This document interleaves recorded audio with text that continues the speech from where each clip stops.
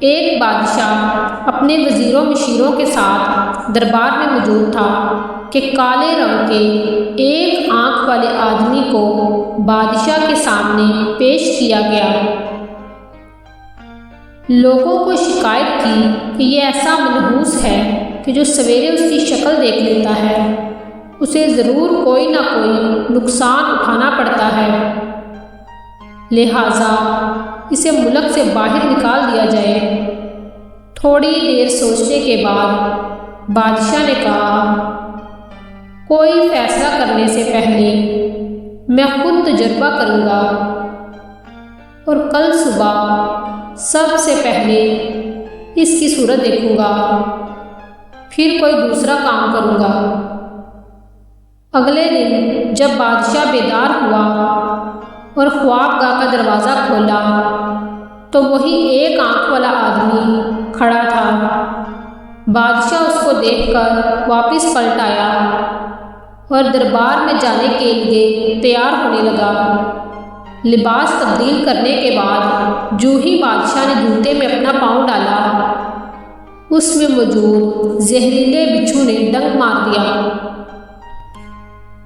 بادشاہ کی چیخیں بلند ہوئی تو خدمتگار بھاگم بھاگ اس کے پاس پہنچے۔ زہر کے اثر سے بادشاہ کا سرخ و سفید چہرہ نیلا پڑ چکا تھا۔ محل میں شور مچ گیا کہ بادشاہ سلامت کو بچھو نے کاٹ دیا۔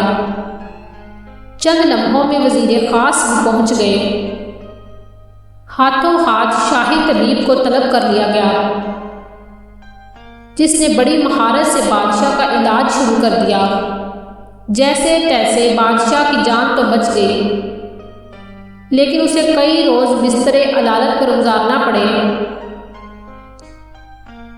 جب طبیعت ذرا سنبھلی اور بادشاہ دربار میں بیٹھا تو ایک آنکھ والے آدمی کو دوبارہ پیش کیا گیا تاکہ اسے سزا سنائی جائے، کیونکہ شکایت کرنے والے کا کہنا تھا کہ اب اس کے منحوس ہونے کا تجربہ خود بادشاہ سلامت کر چکے ہیں۔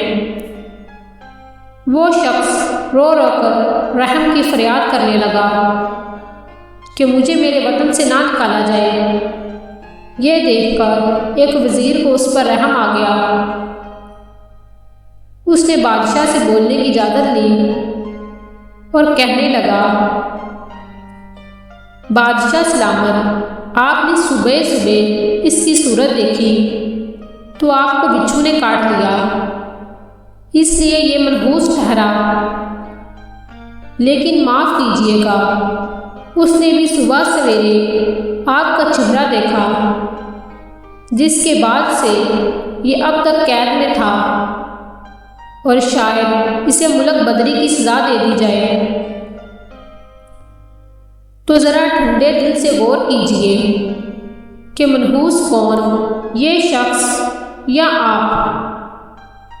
یہ سن کر بادشاہ لاجواب ہو گیا اور ایک آنکھ والے آدمی کو نہ صرف آزاد کر دیا بلکہ اعلان کروایا کہ آئندہ کسی نے اسے منحوس کہا تو اسے سزا دی جائے گی۔